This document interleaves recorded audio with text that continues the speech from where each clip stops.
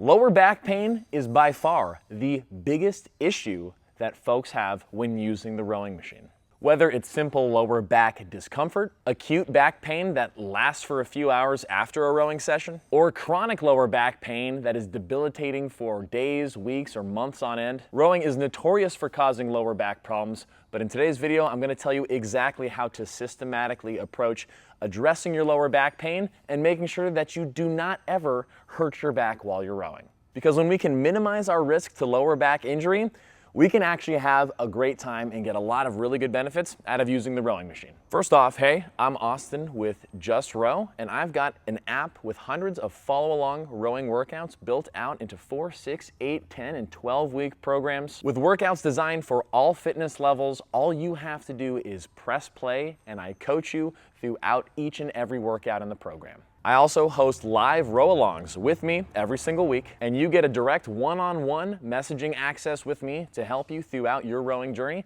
as well as a community of over 300 others who have already joined the platform. So if you're interested in that, or you'd like me to review your rowing form, click the links down in the description box. Now, when it comes to addressing our back pain, we have to get this out of the way first. If you are dealing with unbelievably painful chronic lower back issues where simply rounding your spine creates sharp shooting pains that are unbelievably unbearable, you should be stopping all intense exercise altogether right now and give yourself a couple weeks to heal up. When it comes to severe injury, the best thing we can do is give our body time to recover. So light movement through daily walking and just having the patience to allow your body to recover by keeping your nutrition in check and making sure you're getting plenty of sleep. After a few weeks, you're gonna start to see your pain resolve. And once your pain becomes at least somewhat livable, now we can start addressing the real factors. And the first factor that we need to consider when it comes to protecting our lower back is thinking about how we sit on the rower. You cannot just sit on the rower and expect to be okay. It's not like when you sit down at your desk chair for work. It needs to be a conscious decision on how you sit. Because what happens if you sit down without thinking about it? You default to sitting where it's the most comfortable, which is on the squishy part of your ass cheeks. And when we sit like that, we are putting our hips in what we call a posterior pelvic tilt. And while this position objectively is not a bad position, when it comes to rowing and the lean and reach that we want to have at the front of a rowing stroke, we are increasing our risk of straining our lower back when our hips are tucked under us in this posterior tilt. I'm not saying you're going to get injured every time you sit in that position, but you are absolutely, objectively increasing the risk when you're rowing. So instead of just sitting down, try to sit forward on your sit bones, essentially trying to untuck our hips into more of an anterior pelvic tilt. Now, we don't want to make this extreme by doing the exact opposite of now having our lower back arched, but we want to sit more of our hamstrings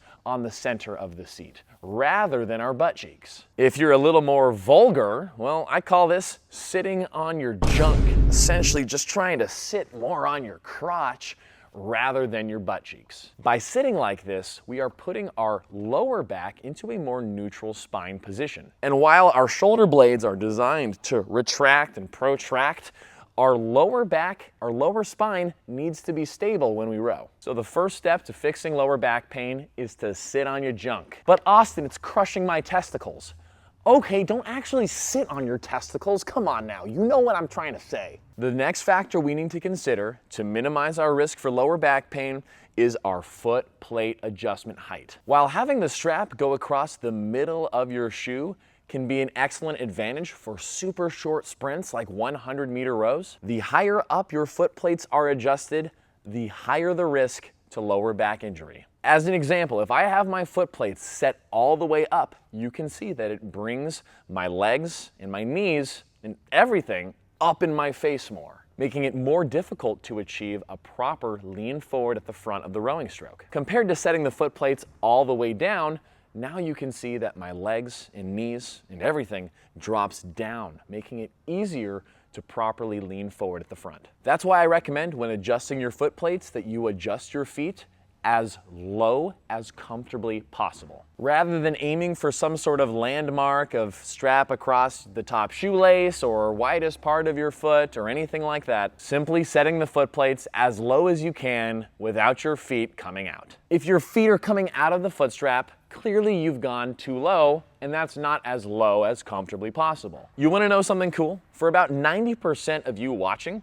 sitting on your junk and adjusting your foot plates lower is going to solve most of your lower back problems. But if you really care about your lower back health, there's a few more factors we need to talk about. The next factor to consider is actually using the foot straps at all. Now, contrary to popular belief, just because your rowing machine has foot straps doesn't mean that you have to use them. And rowing without the foot straps, instead just putting your feet on top of the straps, is a great way to highlight any form issues you might have in your rowing stroke, because it's these form issues and technique breakdown that also contribute to back pain. If you instead approach your next few rowing workouts without your feet strapped in, it's simply going to reinforce proper form mechanics. Just be careful on the first stroke that you take. If you've never done this before, your feet might feel like they're gonna fly out of the foot plates. You wanna be careful, because you do not wanna land on this rail. So please go extra slow, extra easy as you start to feel what rowing without your foot straps feels like. The bonus with doing this is it actually allows you to set your foot plates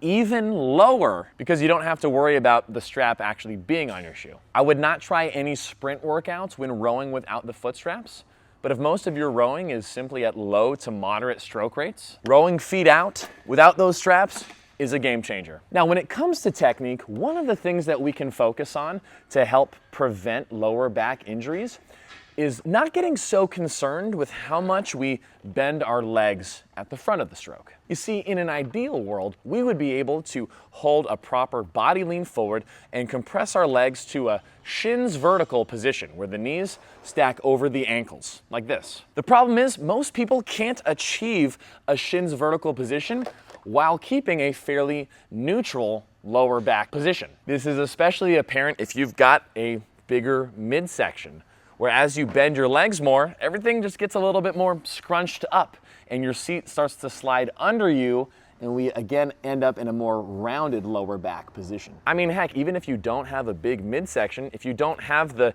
hip and hamstring flexibility to achieve this, you might still end up with your lower back rounded. The beautiful thing is, unless you're trying to become a rowing Olympian, you don't even have to worry about bending your legs up all the way. It's not going to make the workout any less effective. So instead, you can focus on what we call heels down rowing, essentially only bending your legs to about 90 degrees or just before the point of your heels lifting. When you do this, you're still able to have the proper push, swing, pull of a rowing stroke. And yeah, sure, your stroke might be shortened a little bit, but your lower back is going to feel a lot better because you're not forcing it to overreach through overcompressing your legs. When you combine heels down rowing with feet out rowing with our foot plates set as low as comfortably possible, and while you sit on your junk, you are going to relieve almost all of the back pain you've ever experienced when rowing. Now, while you work on healing your lower back pain, I would make sure to take it easy on any sort of sprint rowing workouts.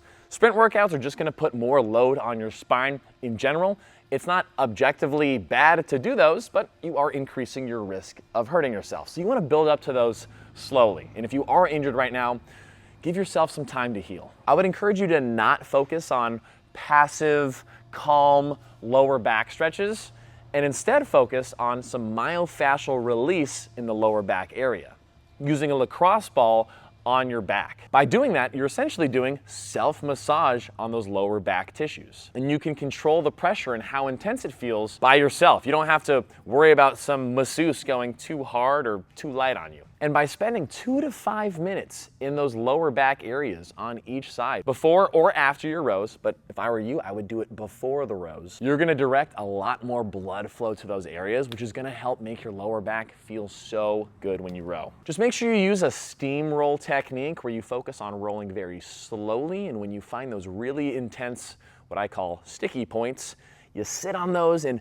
maybe micro roll on top of them. This type of rolling technique is not about just rolling up and down your back fast. Go slow, build some pressure in there, and after that 2 to 5 minutes, you are gonna feel some sweet relief. And all those techniques are how I help tons of people every single week address their lower back pain while they're rowing. I hope you learned something from this video. If you did, let me know down in the comments. Do you experience lower back pain? Are you gonna give any of this a try? And what do you wanna see next from me? Thanks again so much for all of your support. We are just shy of 10,000 subscribers after just a few months of making videos, which is super exciting. So again, I'm very thankful for all the support you guys give on the videos. So be sure to like, comment, subscribe, and maybe watch another one. It helps me out. But with that, I've been Coach Austin signing off, and I will see you in the next video.